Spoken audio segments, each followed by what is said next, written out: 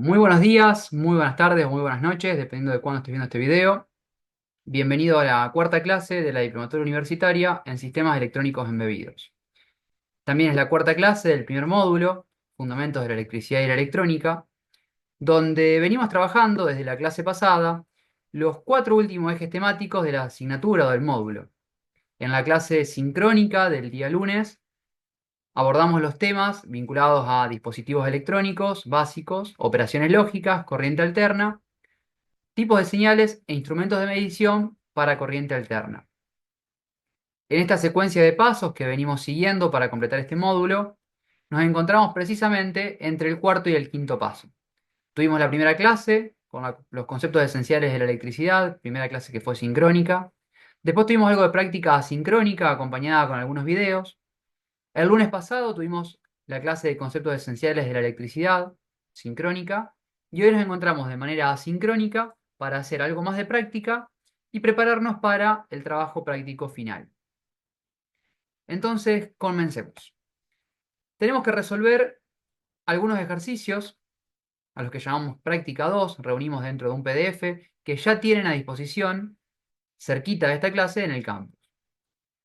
En estos primeros ejercicios vamos a trabajar con el laboratorio remoto, con Visir, como lo hicimos en la última clase, y vamos a empezar desde ejercicios bien sencillos, con resistencias, hasta alcanzar ejercicios más complejos con generadores de funciones y osciloscopio.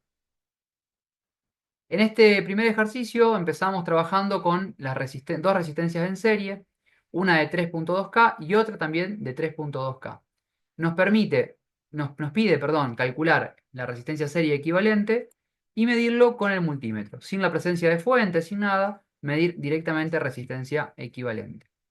Entonces vamos al campus, accedemos al laboratorio remoto a través del campus, laboratorio remoto, Visir, accedemos y construimos el circuito, buscando los elementos, acá con el símbolo más, y interconectando con cables.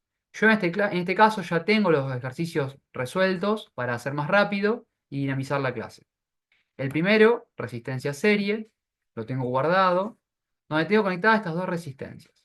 Fíjense que estas resistencias dicen resistencia de 3.2 kilo y tienen además un guión bajo I o guión bajo X y guión bajo Z.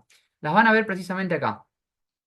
Este juego de 6 resistencias lo que me permite es hacer cualquier circuito serie paralelo interconectándolas. ¿Cómo? Siempre combinando una X con una Y o una Z. ¿Sí? Entonces, en este caso van a ver que tenemos una Y y la otra es una X. ¿Sí? La idea es que ustedes detengan esto, realicen los cálculos y puedan hacer después la medición para constatar ese valor. Bien, ¿qué vamos a usar? El multímetro. Recuerden que para el multímetro tenemos dos pares de terminales. Uno de ellos lo usamos para medir tensión y resistencia y el otro para medir corriente. Tanto tensión como resistencia lo medimos en paralelo y en el caso de corriente lo vamos a hacer con una conexión en serie. Recuerden que para usar el multímetro giramos la perilla, en este caso hasta resistencia, y como es autorrango nos va a arrojar directamente el valor que estoy midiendo. Bueno, para el caso del ejercicio 2, es algo muy similar, pero nos pide agregar una resistencia en paralelo con la segunda resistencia. Calcular la resistencia primero equivalente del paralelo y después la resistencia total y constatar midiendo sobre el circuito. Cabe aclarar que cualquiera de todas estas prácticas, para quienes dispongan del material físico en sus casas, es decir, resistencia, protoboard, multímetro, pueden hacerla y estaría bueno que lo hagan físico. Ahora, para quienes no, usamos el laboratorio remoto. Entonces, el siguiente ejercicio, el número 3, nos pide a este juego de resistencia que teníamos conectarle una fuente, ya no trabajamos solamente con las resistencias, sino que le damos energía, y nos pide calcular la tensión que va a caer en el paralelo. Para eso, bueno, deberán resolver el circuito, calcular esa tensión aplicando la ley de Kirchhoff de tensión, de corriente y recordando la ley de Ohm, y luego comprobar su resultado midiendo este potencial. Algo similar después, ya en el ejercicio 4, nos pide, pero esta vez para medir corriente. En este caso nos independizamos de estas resistencias que estábamos trabajando y pasamos a usar una de 1 kilo ohm. Vamos acá, yo los tengo a todos armados, amperímetro. Para este ejercicio, como ven, tengo seleccionada la resistencia de 1 kilo ohm Y lo que hago es medir corriente. Ya no uso este par de terminales del multímetro, sino que uso estos dos, ¿sí? Y conecto el amperímetro en serie con la rama a la cual le quiero medir su corriente. Recuerden eso, que es muy importante. Recuerden que trabajamos con la fuente de tensión, que acá dice 6 voltios, pero no es que implica que yo tengo 6 voltios ahí, sino que es la tensión máxima que puede aplicar y que yo debo configurar aquí qué tensión quiero colocar. Entonces, me desplazo con las flechitas y puedo configurar la tensión, ¿sí? En este caso, 4 voltios. El multímetro ahora deberé moverlo hacia amperímetro en corriente continua y realizar la medición correspondiente. Bien, recuerden siempre en estos casos hacer los cálculos y luego comprobar. El ejercicio siguiente nos pide agregar el diodo rectificador por excelencia, el que vimos en la clase pasada, el 1N4007, en polarización directa y medir la corriente del circuito. Es decir, a este mismo circuito que veníamos trabajando, le agregamos un diodito en serie, lo colocamos en polarización directa. ¿Qué significaba la polarización directa? Bueno, podemos ir a repasarlo en otra clase. Si quieren, rapidito les comento. El ánodo lo debo conectar en el terminal más positivo. El cátodo está simbolizado con una rayita, por lo tanto este es el ánodo, va del lado positivo de la fuente, a través de una resistencia. Entonces, lo que tengo que hacer es medir corriente, nuevamente, mido corriente, veo el valor, después nos pide que coloquemos el diodo en polarización inversa y que midamos ahora la corriente a ver qué pasa, qué ocurre con ese circuito.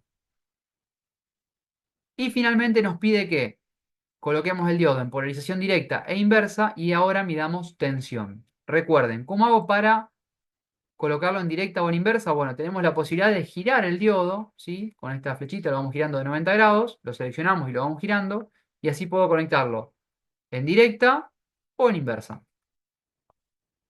Bien, estos ejercicios son relativamente sencillos, pero van a servir para afianzar los conocimientos.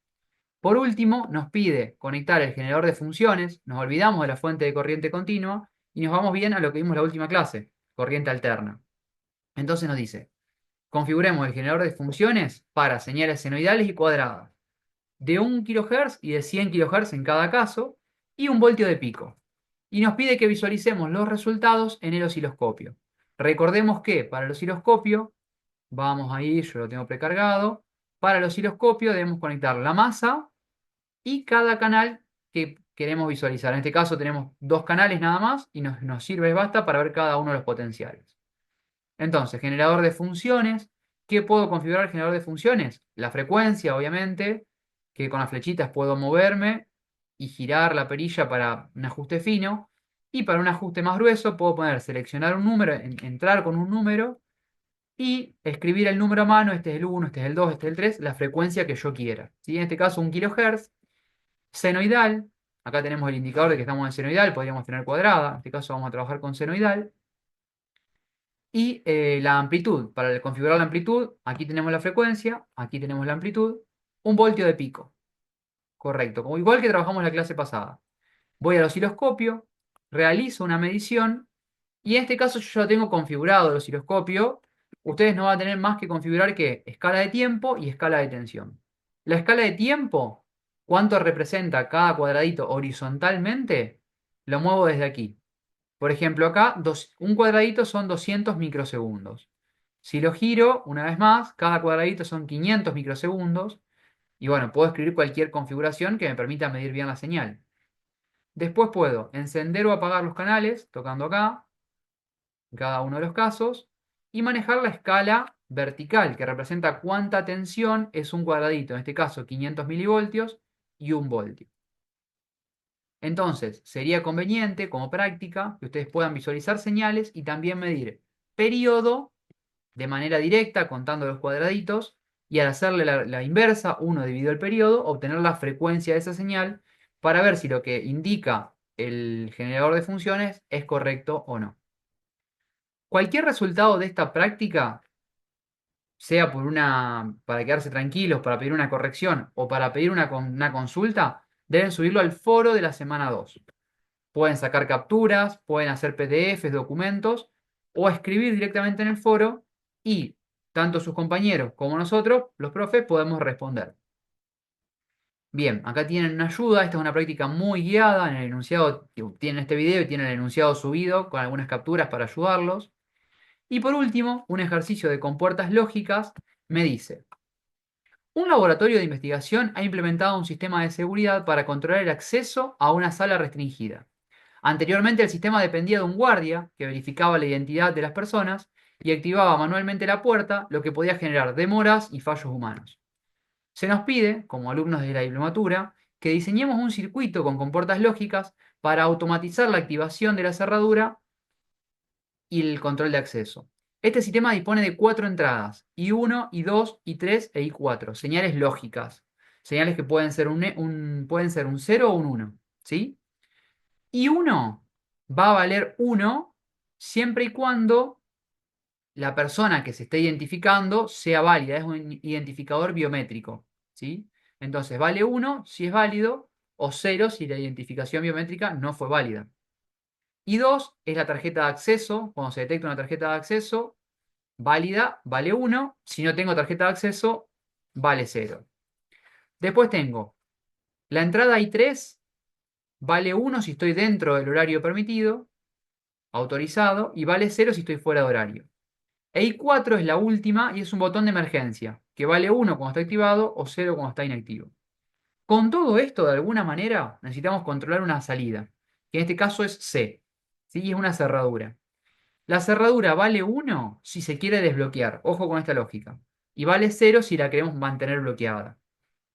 Entonces, nos dice acá las condiciones con las que debemos configurar esas compuertas lógicas para controlar a través de esas entradas esa salida.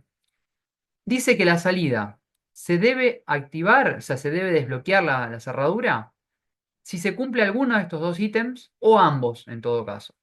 Entonces, si se verifica la identidad biométrica, es decir, si una persona apoya su rostro y es correcto, y además, en simultáneo, la tarjeta de acceso está presente.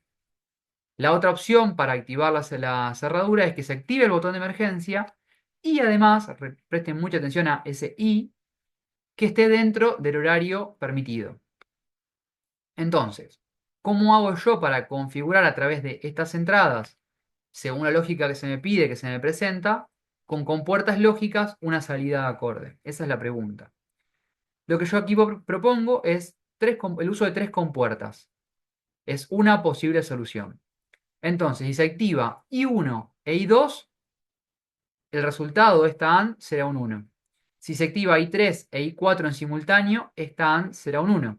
Recordemos, I1 e I2 eran la identidad biométrica y la tarjeta de acceso. Es decir, si tengo tanto la identidad biométrica y la tarjeta de acceso, acá tendré un 1. Y acá, si tengo activado el botón de alarma y estoy dentro del horario, acá tendré un 1. Y basta con que o esta, o quizás las dos, tengan un 1 a su salida, para yo poder activar a través de una compuerta OR la salida segura. Bueno, este ejercicio me pedía pensar eso y me pedía además convertir eso a pulsadores. ¿Está bien? ¿Cómo sería lógica si estos fueran pulsadores? Bueno, esta es la tarea que deben hacer. Les pido que lo vuelvan a repasar, que hagan todos estos ejercicios y lo trabajemos eventualmente en el foro si tienen dudas o quieren chequear los resultados. Además de esto, van a recibir un trabajo práctico. Dejo de compartir para que me puedan ver. Van a recibir un trabajo práctico en donde una serie de consignas, lo tengo acá al lado, tiene una serie de consignas que resolver y subir las respuestas, una por cada uno, en una tareita del campus, lo van a ver, lo van a localizar, va a decir aquí subir el trabajo práctico, y con eso estaríamos dando por finalizado el módulo, ¿sí? Fíjense que este es un trabajo práctico de 3 páginas, eso lo suben, como pueden resolverlo a mano, escanearlo con el celular, pasarlo a PDF y subirlo directamente, o como les quede más cómodo. Y si tienen cualquier tipo de duda, ya sea con la resolución o cómo subirlo, pueden contactarnos, ya sea por los foros de consultas o, si se les complica por ahí, a través del grupo de WhatsApp.